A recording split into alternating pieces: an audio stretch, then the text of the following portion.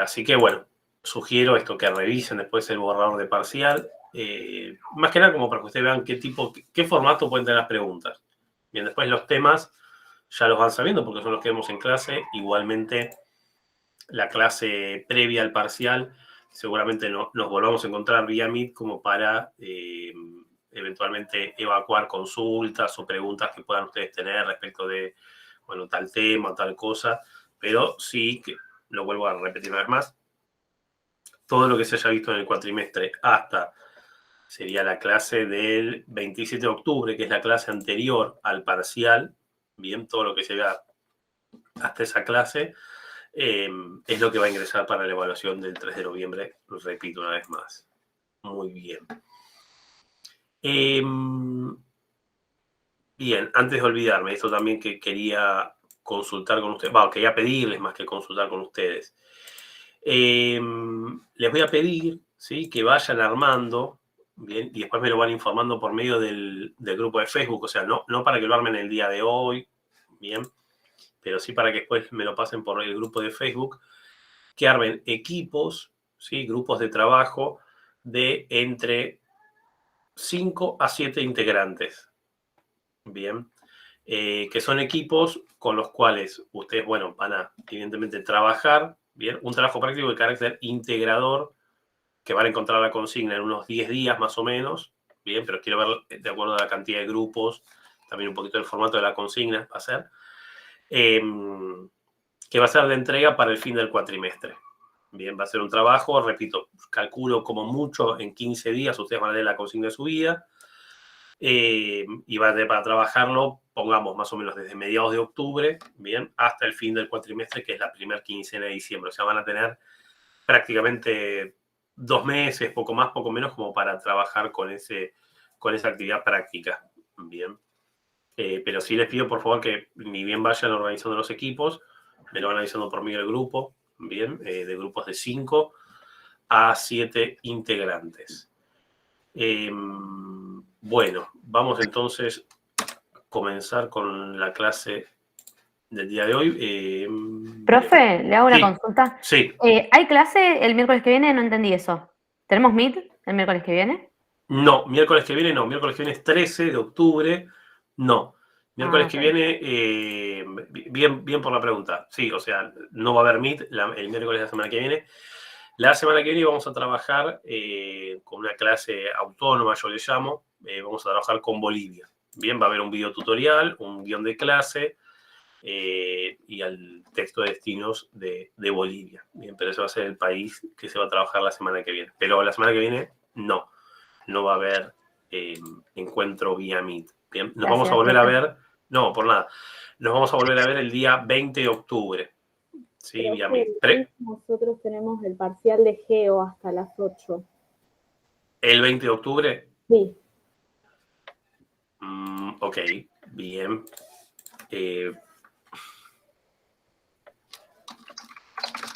Déjenme que lo estoy anotando en mi cronograma como para tenerlo acá. Ok. Déjenme después, sí, así digo, arrancamos ahora con la clase y podemos cortar un horario más o menos normal. Déjenme ver bien el cronograma y les confirmo entonces si el 20 de octubre nos encontramos vía Meet o eventualmente en qué horario nos encontramos. Bien. Porque estaría bueno que, bueno, si ustedes tienen... El parcial decían que es de 18 a 20, el parcial de Geo. Sí, la profe dijo que dura 1 hora y media, como mucho 2 horas. Ok, perfecto. Bueno, déjenme ver el cronograma, a ver si eventualmente puedo esa clase como correrla hacia otro día.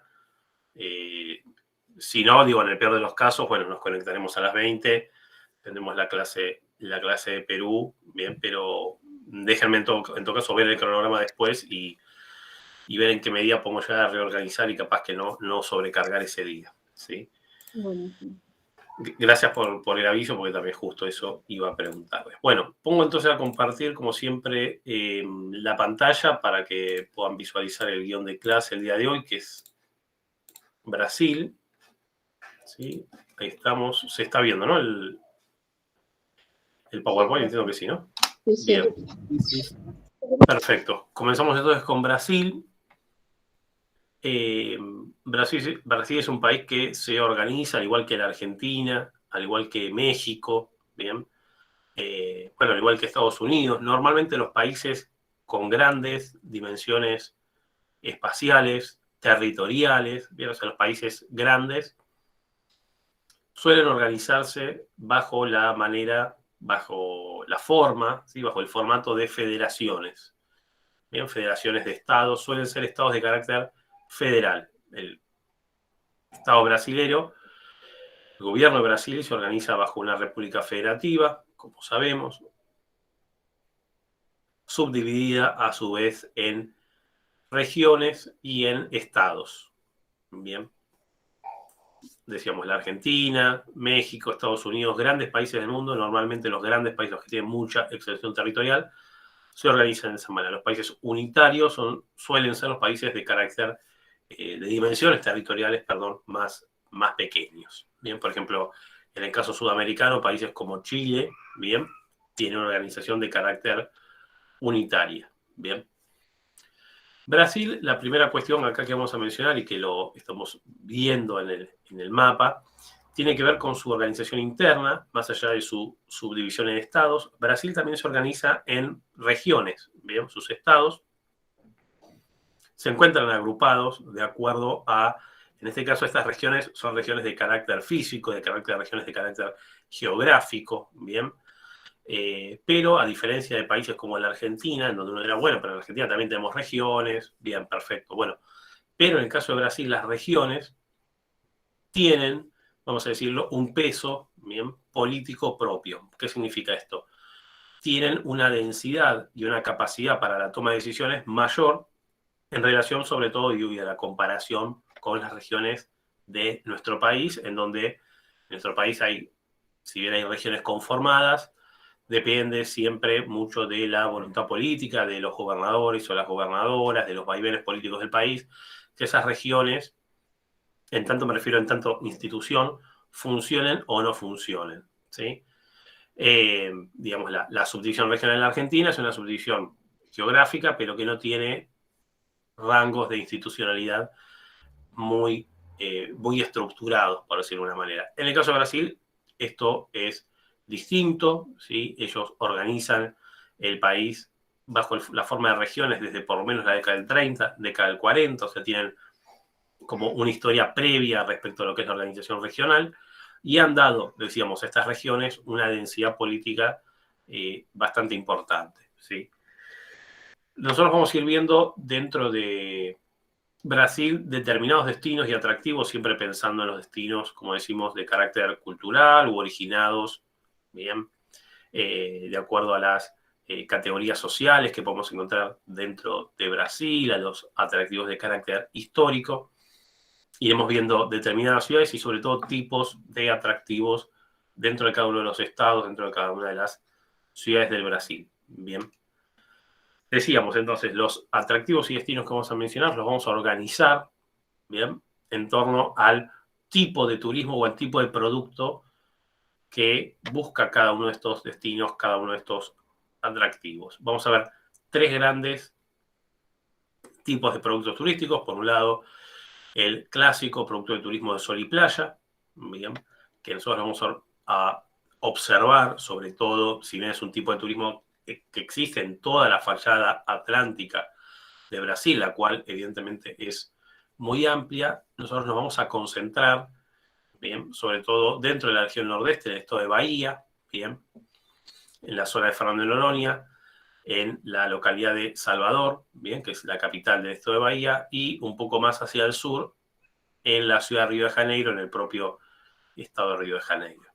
Luego, respecto de los destinos vinculados al turismo urbano, bien, como otra tipología, como otro producto turístico, vamos a mencionar las ciudades de San Pablo y Brasilia como importantes destinos vinculados, decíamos, al turismo urbano. Y por último, respecto del turismo de carácter cultural, bien, también turismo histórico podríamos llamarlo, o por el tipo atractivo, vamos a volver a mencionar la ciudad de Salvador de Bahía, la ciudad de Río de Janeiro nuevamente, y por último vamos a incorporar también la ciudad de Manaos en el estado de Amazonas. Bien.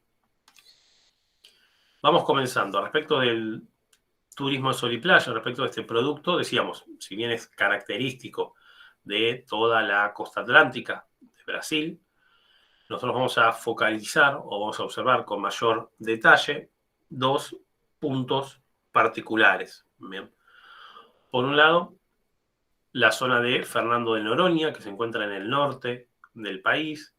Vamos a mencionar, digamos, dos atractivos o dos zonas completamente distintas. Bien, decíamos, por un lado, Fernando de Noronha, en el norte de Brasil, que constituye, ahí yo puse uno de los centros turísticos más recientes de Brasil, bien, constituye, digamos, un ejemplo de planificación turística o un caso de planificación turística de los últimos 20, 30 años. Bien. En ese caso, el Estado ha decidido, bien, la puesta en valor de ese atractivo desde un posicionamiento, ¿sí? Desde un posicionamiento más selecto que apunta sobre todo al mercado internacional, sobre todo al mercado internacional no necesariamente sudamericano, sino mercado internacional de carácter europeo. Bien, Fernando de Noronha es un destino particularmente frecuentado por los turistas europeos o norteamericanos. Bien. Y lo es así, repito una vez más, porque es la voluntad expresa o el objetivo expreso de la política turística del Brasil con respecto a este destino, bien, a Fernando de Noronha, en donde ahí también se complementa un poco el atractivo de sol y playa con la protección del espacio natural. Bien, sabrán ustedes que el acceso a ese destino se encuentra limitado, bien, de una capacidad de carga muy, muy estricta, y por lo tanto el ingreso, las visitas y los recorridos suelen estar muy, muy determinados por distintas normas, justamente en función de la protección del ambiente marino. Bien.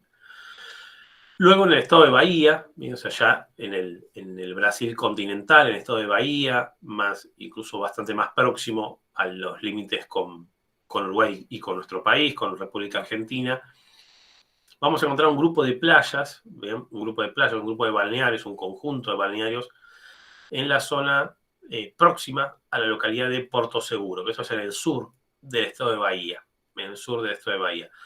Ahí encontramos una serie de destinos, digamos, de balnearios, bien, la propia localidad de Porto Seguro, Costa do Sauípe, Morro de San Pablo, Praia do Forte, Arraial da Ajuda, que ¿qué característica tienen? Justamente a diferencia de Fernando de Noronha, son balnearios en donde se complementa, ¿sí?, el disfrute del producto de sol y playa con la herencia arquitectónica e histórica del periodo colonial. ¿Por qué? Porque justamente el estado de Bahía, justamente la localidad de Porto Seguro y estas localidades que tenemos, estas localidades balnearias, estas localidades costeras en el estado de Bahía, son localidades de las más antiguas que existen en Brasil, porque justamente fueron las primeras localidades que fundaron los portugueses. De hecho, el primer punto al cual arribaron los portugueses en su tarea colonizadora fue justamente la zona de Porto Seguro. Bien, ahí es donde se encuentran los primeros puntos de arribo de la colonización portuguesa.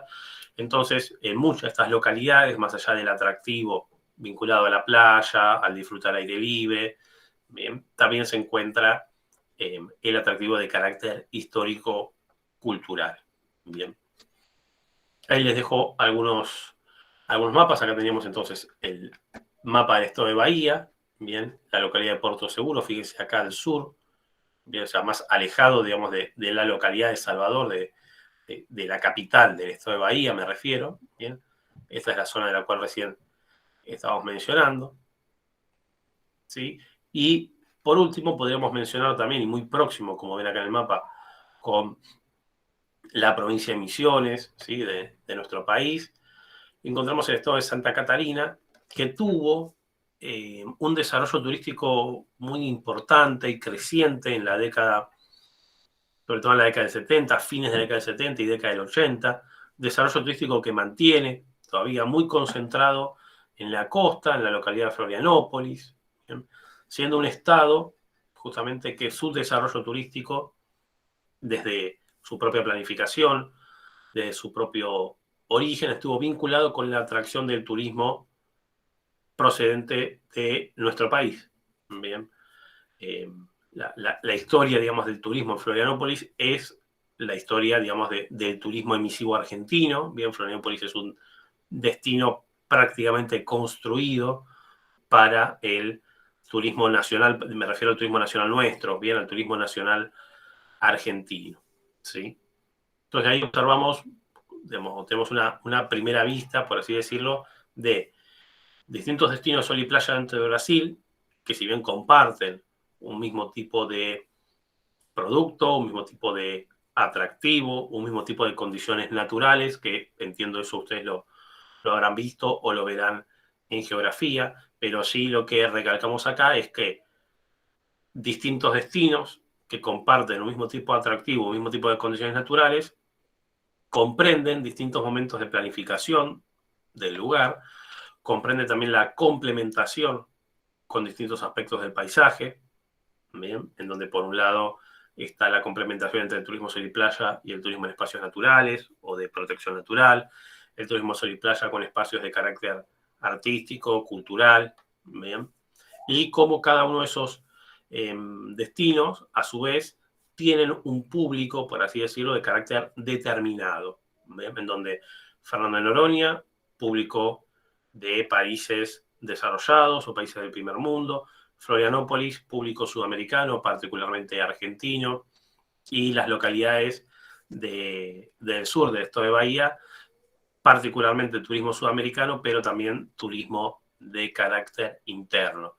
Y esos públicos no es que acceden, digamos, por un acto de la naturaleza, sino que justamente acceden a cada uno de esos destinos, ¿bien? Porque la planificación turística que se realiza en el gobierno del Estado de Brasil desde la década del 60 a la actualidad es una planificación que justamente busca tener destinos organizados en función de los públicos a atraer. Bien.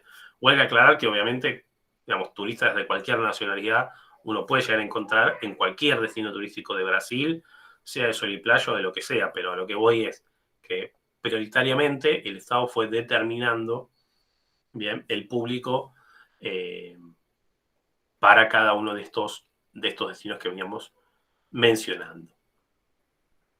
Avanzamos un poquito más y nos metemos con el turismo urbano. Bien, el turismo urbano. Nosotros acá vamos a encontrar dos tipos, vamos a encontrar dos destinos, bien, y cada uno de ellos también con un tipo particular dentro de lo que se llama el turismo urbano, un subtipo particular de turismo. Bien, por un lado la ciudad de San Pablo, que bueno, sabemos que es la ciudad más importante del país, básicamente es la capital económica, financiera, industrial del Brasil, incluso podríamos arriesgar que es la capital industrial de Sudamérica. El turismo urbano en San Pablo está vinculado sobre todo con lo que habitualmente conocemos como el turismo de negocios, ¿bien? Turismo de congresos y convenciones, de eventos de carácter empresarial, ¿bien? En el caso de Brasilia, ¿bien? La capital del país, en este caso el turismo urbano está más vinculado, ¿sí? Al atractivo justamente artístico y arquitectónico de sus construcciones tan particulares y tan peculiares. Bien, acá no tiene quizás tanta importancia Brasilia como un destino para el turismo de eventos o el turismo de congresos y convenciones o el turismo de negocios, que igualmente existe en Brasilia, no estamos diciendo que no exista, pero sí es mucho más importante el turismo vinculado, el turismo urbano vinculado a la atracción que suponen sus edificios de carácter público. Bien. Comenzando con la ciudad de San Pablo, ¿bien? Algunos atractivos que vamos a mencionar o algunas zonas que vamos a mencionar. Por un lado, su avenida principal o la avenida histórica, que es la conocida como Avenida Paulista, en torno a la cual se encuentran un conjunto de antiguos palacios, en la actualidad reconvertidos a bien oficinas públicas, museos, bien restaurantes, hoteles de categoría internacional, que esos antiguos palacios, bien de inicios y mediados del siglo XX, eran los palacios construidos durante el auge de la economía del café o del ciclo del café en Brasil. Brasil tuvo a lo largo de su periodo colonial y luego también de su periodo como país independiente, distintos ciclos económicos en cada uno de los momentos históricos y en cada una de las regiones. ¿Bien? Esos ciclos económicos estuvieron basados siempre en la explotación de alguna materia prima de origen natural que Brasil justamente exportaba al resto del mundo. Sea, por ejemplo, el caso del café en la zona de San Pablo, el caso del caucho en la zona del Amazonas, el azúcar, el cacao, bien. Decíamos, en la zona de San Pablo, muy importante la producción históricamente, ¿sí? Más allá de que en la actualidad no lo sea tan así, pero históricamente, sobre todo en el siglo XIX, las plantaciones de café y los palacios, que los barones del café, que eran estos grandes hacendados, bien los propietarios de estas grandes extensiones de tierras que hacían trabajar, a la fuerza, a grupos de esclavos que eran comerciados y que eran comprados en el África portuguesa. Son esos palacios entonces los que forman parte un poco del atractivo de la histórica Avenida Paulista. Bien. Luego vamos a mencionar el Museo de Arte de San Pablo, bien, Museo de Arte de San Pablo, que es un museo de pintura y escultura de carácter clásico, bien, pintura y escultura de carácter clásico, y el Museo Paulista, que es el Museo de Historia de la ciudad de San Pablo, ubicado en las afueras de la ciudad, en la sede de la Universidad de San Pablo, bien, que es esa sigla que ustedes ven, USP, que es la universidad más importante, bien, de Latinoamérica, la Universidad de San Pablo, la USP. Bien. Vamos a Brasilia, bien, Brasilia, capital del país desde 1960, fue justamente construida en esa fecha. ¿Alguien sabe cuáles fueron las capitales anteriores a 1960 de Brasil? ¿O cuál fue la capital o las capitales de Brasil antes de Brasilia?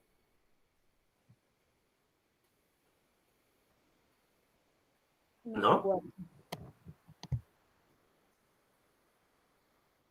No, nadie sabe. Esperen que ahí alguien sea. Alguien pone San Pablo, Río. No se acuerdan. ¿No?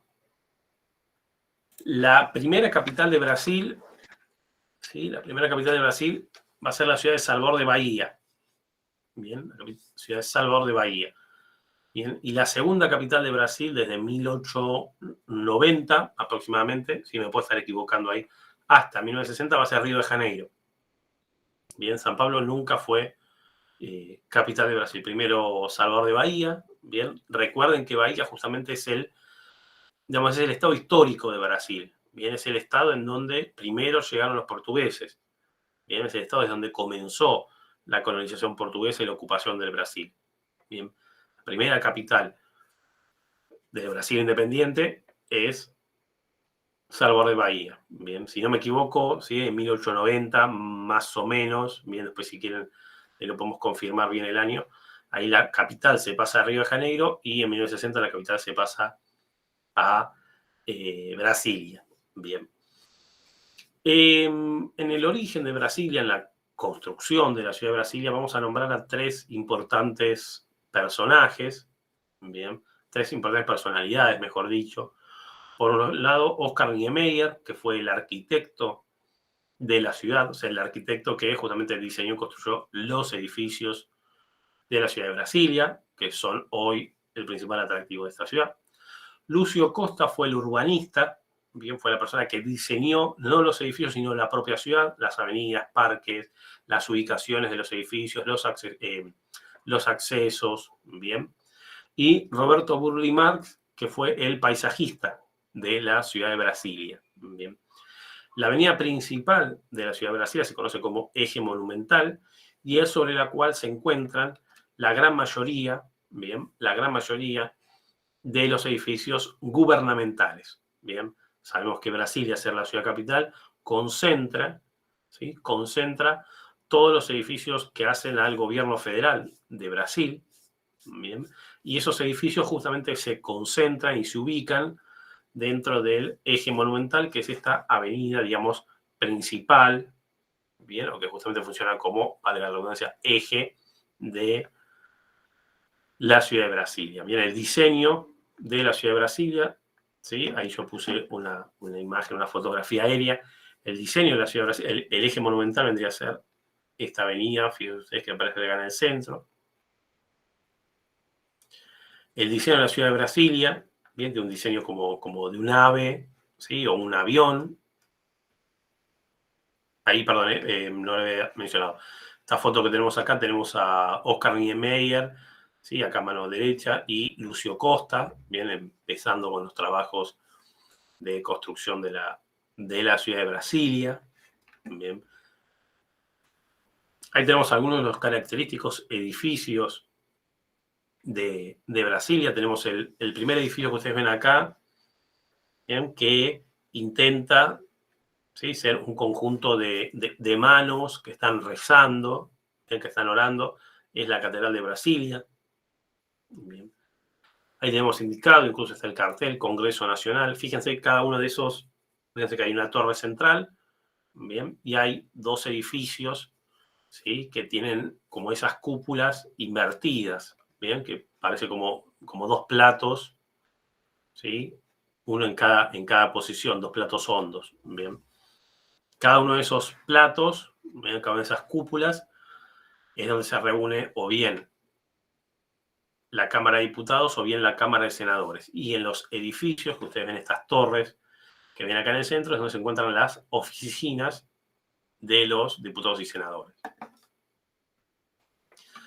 Palacio del Planalto, que es la sede del gobierno de Brasil, bien, vendría a ser como el equivalente a lo que acá en Argentina conocemos como Casa Rosada, bien, sede del gobierno federal de Brasil. ¿Sí? Ya voy un poquito para acá para esta imagen mejor. Y Brasil, ya en la década del 50, bien, observaba como un problema su gran extensión territorial, ¿sí?, su gran extensión territorial y su concentración, su extrema concentración de población en las zonas costeras, bien, sobre su fachada atlántica. Tanto es así que en esos años se comienza justamente a planificar, bien, desde el propio Estado, el propio gobierno, la necesidad de fomentar el asentamiento de población permanente en el interior de Brasil y sobre todo en la zona del Amazonas. Bien. En la década del 60, ¿sí?, perdón, fin de la década del 50, inicio de la década del 60, hay un presidente en Brasil, bien, un presidente que se llama Juscelino, un presidente, Juscelino Kubitschek, y este presidente presenta como uno de sus grandes proyectos, bien, la construcción de la ciudad de Brasil, o sea, la mudanza de la ciudad capital de Brasil desde Río de Janeiro hacia el interior. No está necesariamente Brasilia, como podrán ver ahí en el pequeño mapita, en el recuadro a mano derecha. Brasilia claramente no está en la zona del Amazonas, ¿bien?, que sería ahí donde estoy yo con el cursor. Brasilia está en la zona, geográficamente hablando, del Mato Grosso, ¿sí?, ingresando en la zona del Mato Grosso, bien, pero sí manifiesta una clara intención por parte del Estado brasileño de justamente ubicar población en un área sumamente despoblada y desprotegida como se suponía o como era el Amazonas. Bien, incluso el señor Kubitschek llega al gobierno y él plantea un plan de Estado a largo plazo, ¿sí? Él lo llama avanzar 50 años en 5 años. Bien, porque durante su gobierno no solo la construcción de Brasilia, sino la construcción de mucha de la infraestructura pública, sobre todo vinculada al transporte, y sobre todo vinculada al transporte entre Mato Grosso, Amazonas con la costa, bien, o sea, con San Pablo y con Río de Janeiro, con las históricas ciudades de Brasil. Tiene que ver esto, repito, mucho con la obra pública, con la obra gubernamental de este presidente, ¿ven?, que postulaba esto, avanzar 50 años en un periodo gubernamental de 5 años. Bien. Avanzamos, ¿sí?, nos metemos en el último producto turístico que vamos a mencionar en la clase de hoy. Recuerden, primero iniciamos con sol y playa, luego turismo urbano, turismo cultural. Bien, acá vamos a ubicar primero, localizar la ciudad de Salvador de Bahía, centro de la cultura afroamericana, bien, porque, bueno, una de las ciudades fundacionales, la primera capital de Brasil, incluso cuando Brasil era una dependencia portuguesa, o sea, era una colonia portuguesa, la capital, bien, de esa colonia portuguesa se encontraba en Salvador de Bahía. Hubo un periodo inclusive que por conflictos en el continente europeo, yo no sé si ustedes sabían, la corona portuguesa, que tenía sede, digamos, la corte, ¿sí? El monarca portugués tenía sede en la ciudad de Lisboa, la actual capital de Portugal, debido a una invasión que se produce en un conjunto de conflictos bélicos en la península ibérica, la corona portuguesa decide mudarse, o sea, se traslada la corte completa, la capital del imperio portugués, pasa a estar en Brasil, bien, pasa a estar en Salvador de Bahía incluso.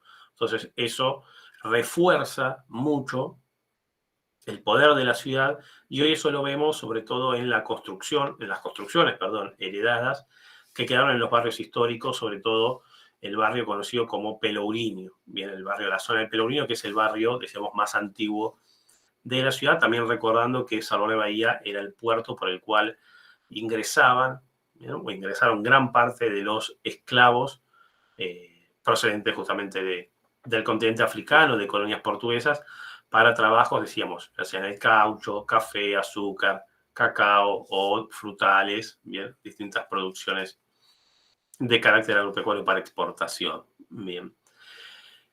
Dentro de Salvador de Bahía vamos a encontrar dos grandes zonas en la ciudad, decíamos, la zona histórica, bien, conocida como Pelourinho, bien, y luego hay una zona baja, por así decirlo, la zona del puerto de Salvador de Bahía, que es una zona más moderna, bien, es una zona más reciente. Salvador de Bahía, por su ubicación, bien, se encuentra sobre un conjunto de acantilados, por lo tanto, la conexión entre esos dos sectores, entre esos dos grandes barrios de la ciudad, se lleva a cabo por medio de un elevador, bien, que vendría a ser un gran ascensor. Ahí yo les voy a mostrar una de las imágenes. Bien, la imagen principal es una imagen del barrio de la zona del Pelourinho, en el barrio histórico de Salvador de Bahía. Bien, y acá tenemos este elevador que conecta, decíamos, la zona portuaria, que se encuentra, digamos, debajo, ¿sí? en el pie del elevador, y la parte alta, la zona del Pelourinho. Bien.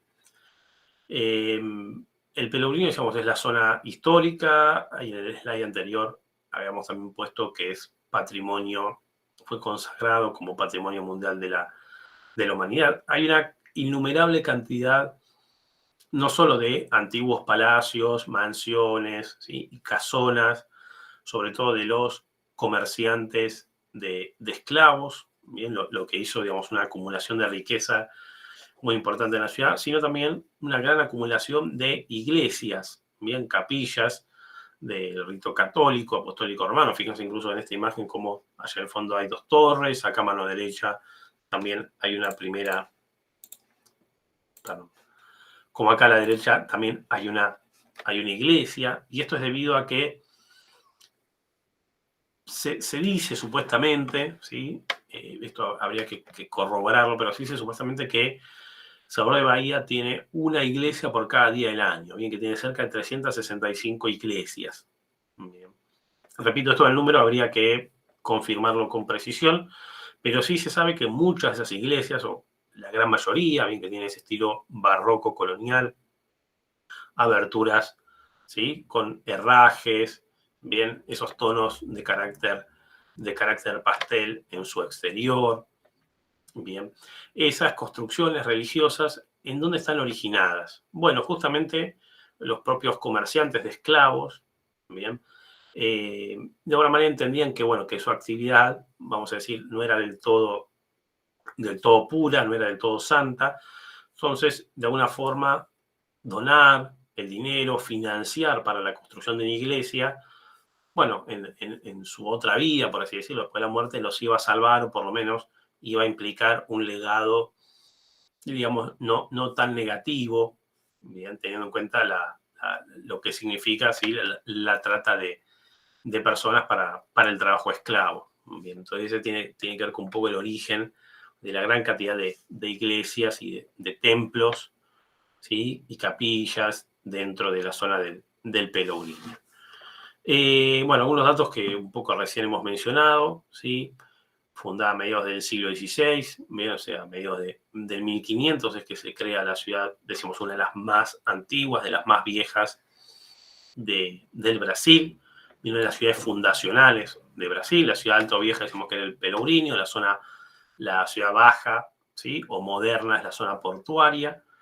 El tipo de construcción, el tipo de estilo, decíamos que era estilo barroco colonial. Bueno, la gran cantidad de iglesias y templos lo hemos mencionado. Importante para tener en cuenta, que antes no lo dije, el Museo Afro-Brasileño, bien, que es un museo de carácter etnográfico y antropológico, bien, que relata la historia sobre todo de la trata de esclavos, de la riqueza que se fue generando, de las distintas rebeliones por parte de los esclavos, de la mixtura, bien, de la mixtura cultural que se produce, el sincretismo que se produce entre la cultura africana, las culturas americanas, la cultura europea, que obviamente los portugueses también dejaron asentada en Brasil, bien. Y luego en los exteriores, en las afueras de la ciudad, vamos a encontrar la zona de playas, ¿sí? La zona de balnearios, que es la zona de Itaparica. Bien. Ahí tenemos una mejor imagen, ¿sí? En primer plano, digamos, en la zona portuaria, el elevador La Cerda, y, digamos, si uno sube por ese elevador hacia el fondo, llegamos a la zona del Pelogrino, que sería lo que está detrás de esos primeros edificios que ahí se observan, ¿sí? Profe, Sí, perdón. una pregunta. ¿Solamente por el elevador se puede acceder, digamos? No, hay igualmente caminos, ¿sí? Calles y avenidas que, a ver, si nosotros miramos la foto acá, sería como que parten, ¿sí? O van en dirección hacia nuestra izquierda o hacia nuestra derecha, ¿bien? Ah, ok. Pero, caminos en sentido, vehiculares, ¿sí? Digamos, se puede circular con auto, conectar. Pero, por ejemplo, para el tráfico peatonal, ¿sí? La forma más rápida para conectar es por medio del elevador de La Cerda. El elevador, aclaro, solamente es para carga personas, ¿bien? Sí. Debería ser una suerte como un gran ascensor, imaginen ustedes, ¿bien? Pero no es que permite cargar vehículos, ni mucho menos, ¿bien? Sí. Funciona como parte, el elevador de La Cerda funciona como parte de la red de transporte público, ¿sí? O sea, se saca un ticket, bien, y es como, repito, como parte de la red de transporte público de la ciudad de Salvador. Pero sí que hay igualmente otras formas para poder conectar el Pelogrino con la parte baja o la parte portuaria de la ciudad. Ah, bien, gracias. No, por nada. Bien, entonces, vamos con Río de Janeiro, ¿sí? Mira esta, yo les había dicho que hasta 1890, bueno, 1889 y 1960, sí, ahí cambia, en 1889 cambia la capital de Salvador de Bahía, se lleva a Río de Janeiro, y ahí por un periodo de 70 años la capital va a estar asentada en Río, ¿sí? Más próximo, digamos, a la región sudeste de Brasil, ¿bien? En el estado también llamado Estado de Río de Janeiro.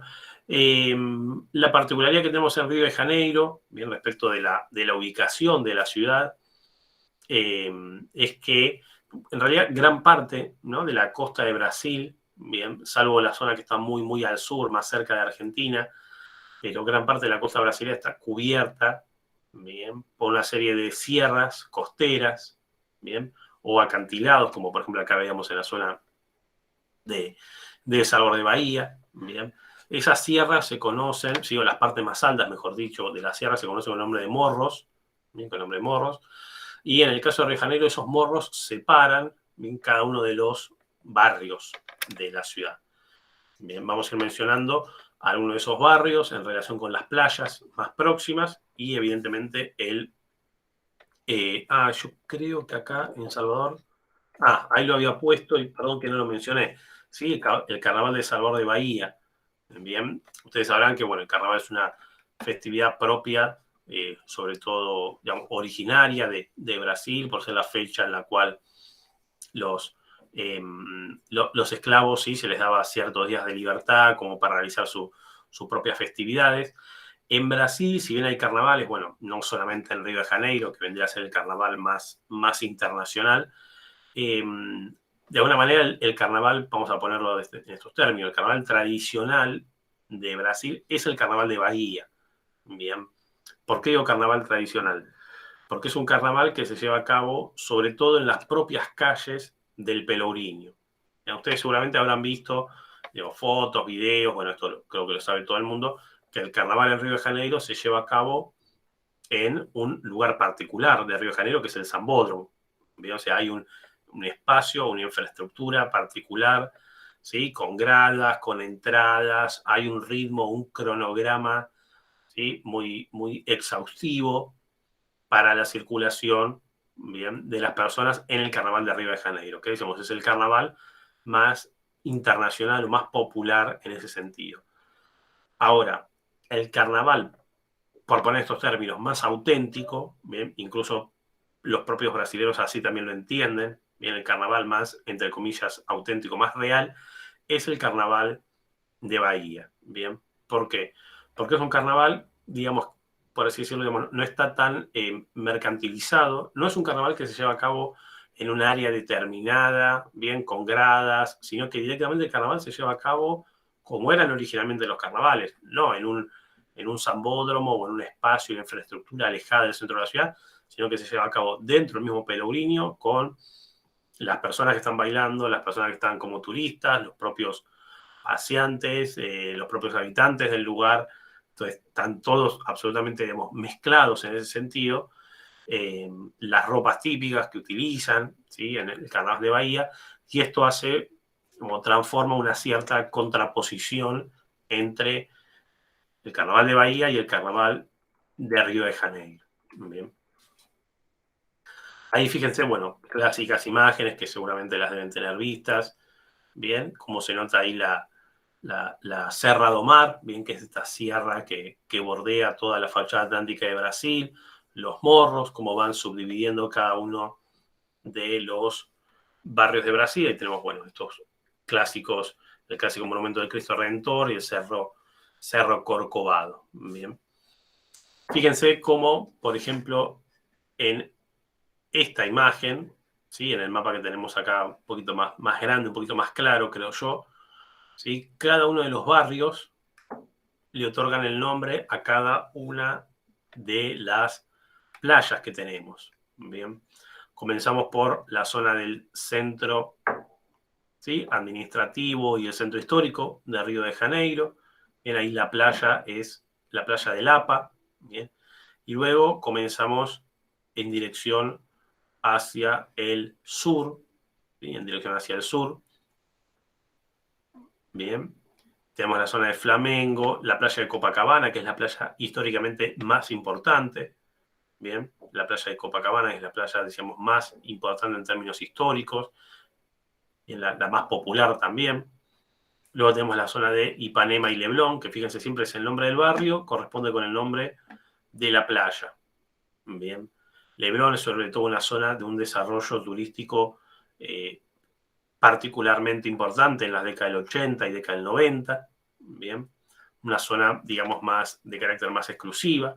En la medida que vamos hacia el sur, son playas, digamos, no quiero decir menos importantes, sino menos populares, digamos, por así decirlo, menos concurridas, ¿bien?, en relación sobre todo a lo que tiene que ver con Lapa o Copacabana, que son las playas más frecuentadas, ¿sí?, más populares. Esos tienen ya una zona posicionada ya a partir de la década del 60, ¿bien?, y sobre todo con un desarrollo más reciente, digamos, unos 20 años, la zona de Barra de Tijuca. Bien. Perfecto. Y el último atractivo que vamos a mencionar, el último destino, perdón, que vamos a mencionar el día de hoy, y lo vamos a incorporar dentro de los destinos del producto de turismo cultural, turismo histórico, es la ciudad de Manaos. Bien, la ciudad de Manaos, importante ciudad del estado de Amazonas, justamente en la región también natural de la Amazonía brasilera. Bien. Ciudad que tuvo su momento, digamos, de auge, de expansión, su momento de oro en los últimos 20 años del siglo XIX, ¿sí? De 1880 a 1920 aproximadamente, momento en que se produce la fiebre del caucho, ¿sí? Recordemos esto de los ciclos económicos de Brasil, ¿sí? El ciclo del caucho, café, azúcar, bien, cacao, bien, el caucho utilizado, bueno, para la producción de plásticos, neumáticos, bien. Dentro de Manaos, ¿qué vamos a encontrar? Bueno, edificaciones, ¿sí? Que nos remiten justamente a ese momento dorado de la ciudad de esta ciudad de Manaos, bien. Acá tenemos el interior y el exterior del Teatro Amazonas. El Teatro Amazonas es un teatro de ópera lírica construido justamente a fines del siglo XIX. Es un teatro de la importancia a nivel internacional, está en el mismo grado de importancia con, por ejemplo, el Teatro Colón de la Ciudad de Buenos Aires, o el Teatro a la Scala de la Ciudad de Milán, o la Ópera Garnier de París.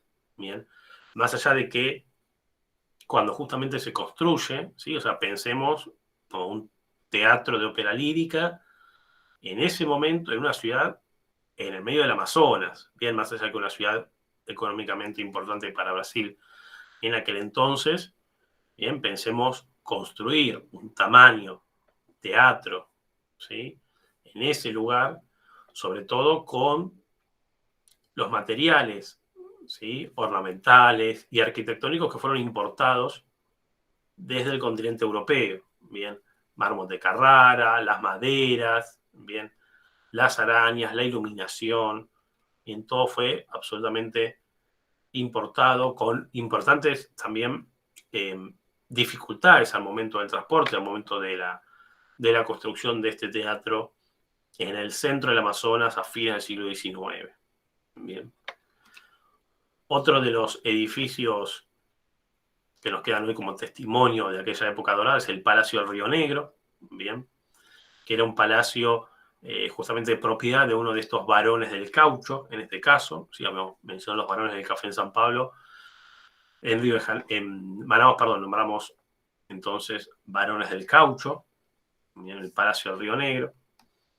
Y otro edificio también característico, quizás ¿sí? no tan impresionante, pero sí característico de esa época, que todavía continúa con su uso original, es el edificio de la aduana de Manaos, un edificio construido en una estructura de acero importada desde Francia, bien, también hacia fines del siglo XIX.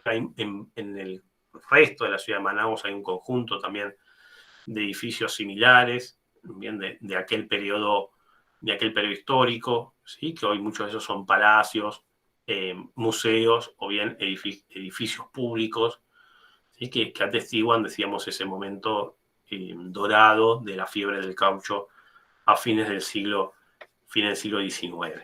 Bien. Bueno,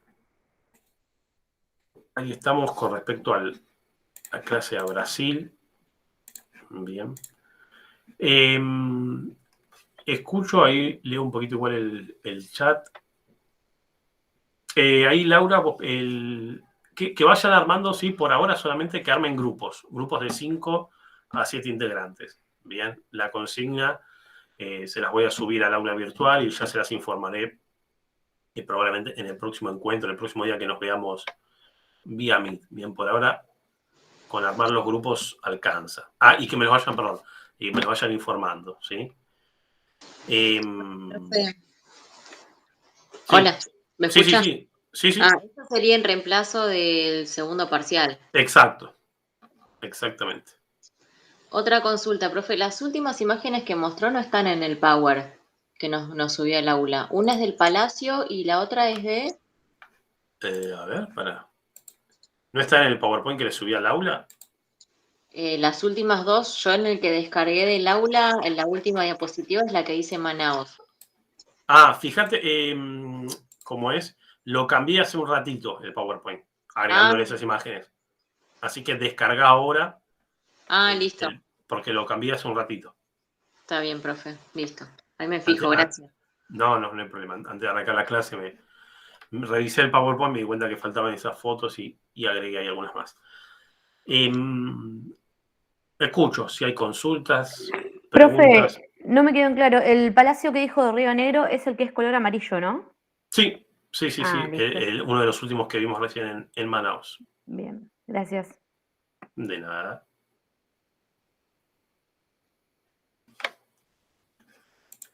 Profe, Sí, ¿me puede repetir los años de las capitales, digamos? O sí. sea, la primera capital fue en Salvador. 1890 al final. No. La primera capital es Salvador de Sí, Bahía, que fue sí, capital cuando Brasil no era un país independiente. ¿Sí? sí. Después, cuando se independiza Brasil, continúa siendo la capital de Salvador de Bahía hasta 1889. Ah, hasta. Claro, hasta 1889. Y De ahí 18... sí, Río de Janeiro Río. hasta 1960 y de 1960 a la actualidad Brasilia. Ok.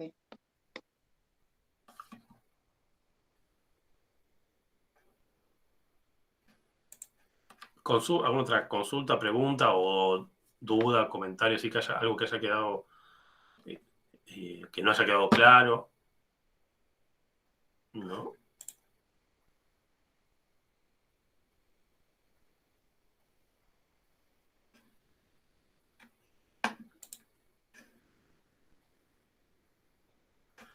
No, profe. Ahí, perdón, Tomás pregunta, ¿en qué año empezó siendo capital Salvador de Bahía? No recuerdo ahora en qué año, bien, empezó, por eso no lo mencioné en la clase, pero sí fue capital Salvador desde, repito, antes de que Brasil sea independiente, o sea, cuando Brasil era parte del Imperio Portugués, bien, eh, ya Salvador de Bahía era la ciudad más importante y era la capital de la colonia portuguesa en Brasil. La verdad que no recuerdo, pero se los busco, ¿sí? A ver a partir de qué momento Salvador tuvo ese título.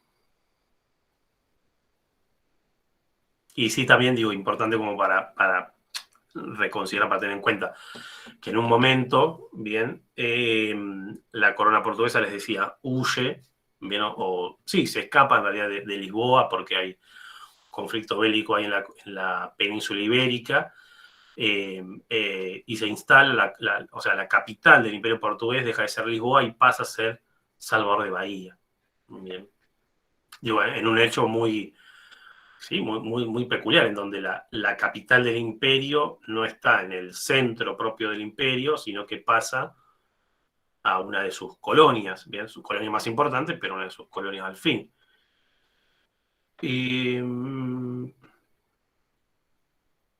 bien, los países que van a ingresar al parcial, siempre, repito, respondo ahí a Verónica, que estaba preguntando, son los países que se han visto en clase. Bien. Por el momento, países que se vieron en clase fueron, bueno, hoy Brasil, Uruguay con el trabajo práctico. La semana que viene vamos a trabajar con Bolivia. Bien.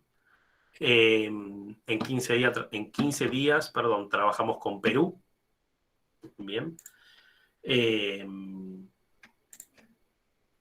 Y hasta ahí es lo que va a ingresar. ¿Sí? Hasta ahí es lo que va a ingresar. México prefiero dejarlo después como para más adelante. Además de, obviamente, los temas que hemos visto en la unidad número 1, bien, la parte de geografía humana de América Latina, América anglosajona. Bien, pero en resumen son Uruguay, Brasil, Bolivia, Perú. Profe, ¿Sí? una consulta. Yo estaba viendo lo del borrador del parcial. ¿A qué se Sí. refiere cuando dice geografía humana? Es como que me confundo ahí. Bien, vamos, eso también tenía pensado mostrarles un poquito ahora. Esperen que pongo a compartir la pantalla y abro el borrador del parcial, ¿sí? Para que lo puedan ver todos. ¿Se ve, no, el borrador? Sí. Sí, sí. Sí, Sí. sí, se ve. Bien, Sí. perfecto. A ver, los puntos para que ustedes se hagan una idea. Lo que está subrayado, ¿sí? Las partes que están subrayadas son justamente las partes que ustedes, evidentemente a esta altura, no saben qué es lo que va a haber en esa parte de la pregunta, pero es lo que yo voy a incorporar para el momento del parcial, ¿se entiende? O sea, la pregunta va a ser así como ustedes la ven acá. Elabora un escrito, por ejemplo, el número 1.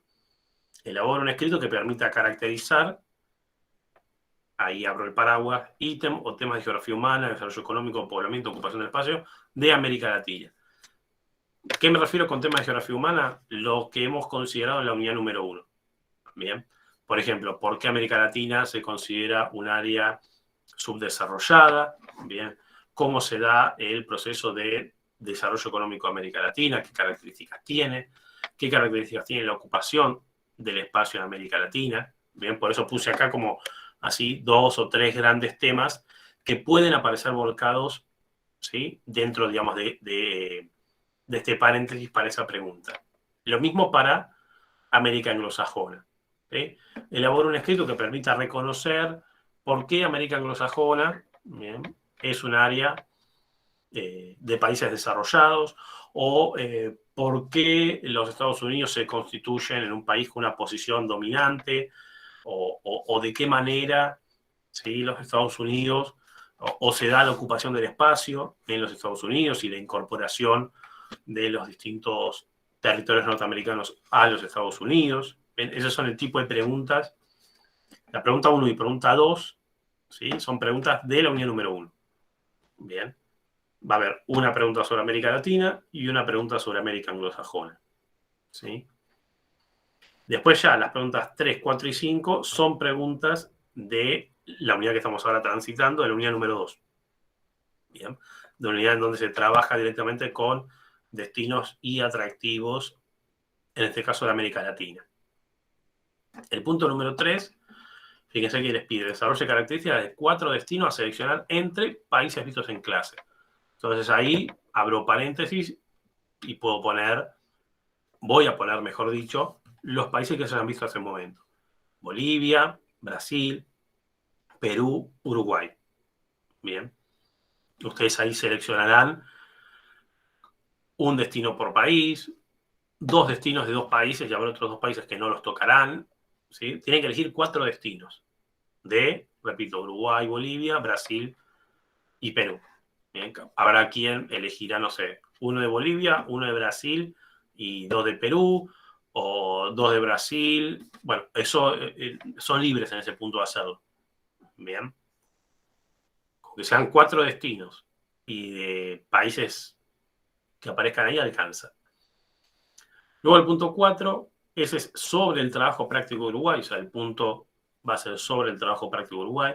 Ahí se les va a preguntar, ¿sí?, por eso dice sobre el destino X como incógnita, ¿bien?, del trabajo práctico de Uruguay. Entonces, no sé, sobre el destino, por ejemplo, sobre la zona litoral termal, o sobre Costa de Rocha, o sobre, no sé, Montevideo, especifique, ¿bien? Y los puntos que tenemos ahí, ¿bien? Que básicamente son los puntos que aparecían en el trabajo práctico, ¿bien? Del cual les adeudo, ya sé, la devolución, ¿bien? Tipo de turismo, producto turístico principal, los medios de transporte y acceso, características positivas, características negativas y la breve descripción de atractivos en el destino, ¿sí? Luego el punto número 5, ¿sí? Perdón, el punto número 5, va a aparecer un mapa, ¿bien? Un mapa de Latinoamérica, ¿bien? Mejor dicho, un mapa de Sudamérica, ¿bien? Un mapa de Sudamérica, y va a aparecer un listado de 10 puntos para que ustedes marquen, ¿bien? Que van a ser ciudades o destinos que se hayan visto en clase, ¿bien? Eso para marcar, ustedes en el parcial ese día, ¿sí?, van a encontrar esto que está en formato PDF, lo van a encontrar en formato Word, como para poder justamente completar el encabezado y completar cada respuesta. El mapa lo van a encontrar en un archivo adjunto, ¿bien? En una imagen que ustedes en sus computadoras la van a abrir en el Paint, ¿bien? O en algún editor de imagen. Abren el Paint, marcan los puntos, ¿sí?, los 10 puntos que tengan que marcar, que se haya pedido acá, ¿sí? Guardan el archivo y es lo mismo que envían a través del aula virtual.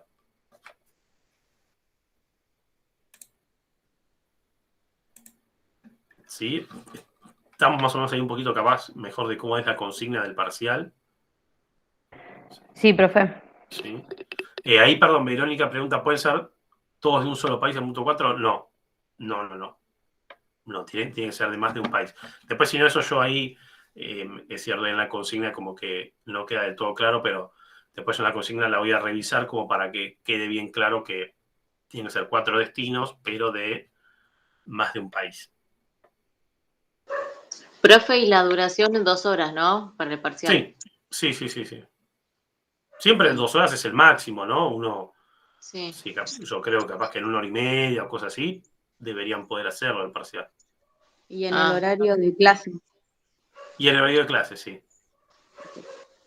Porque me acuerdo, profe, cuando dijo el de mundiales que eran 40 minutos.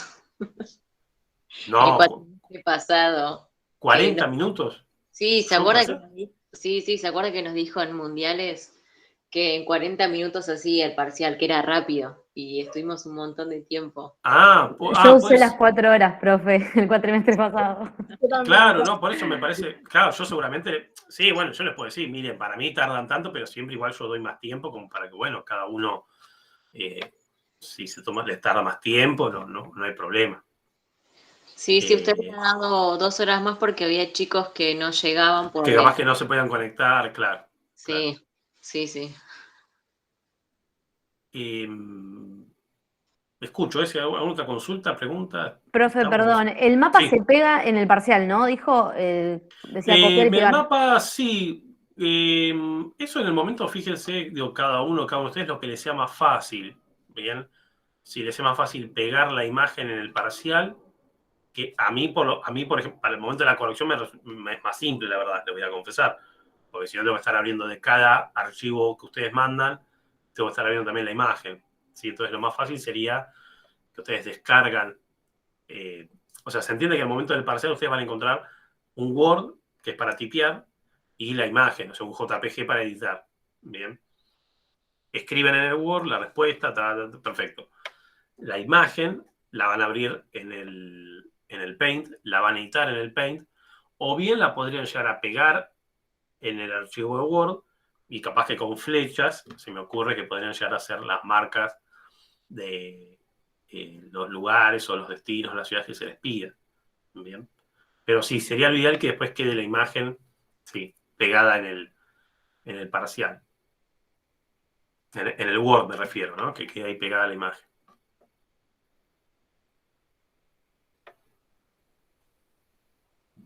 ¿Alguna otra consulta? ¿Pregunta? ¿No? Recuerden, por favor, ir armando los equipos, ¿sí? Para este trabajo práctico integrador que les decía. Vayan avisándome por medio del grupo de Facebook de los grupos, así tomo nota de la cantidad de equipos y después veo ahí en la asignación de temas.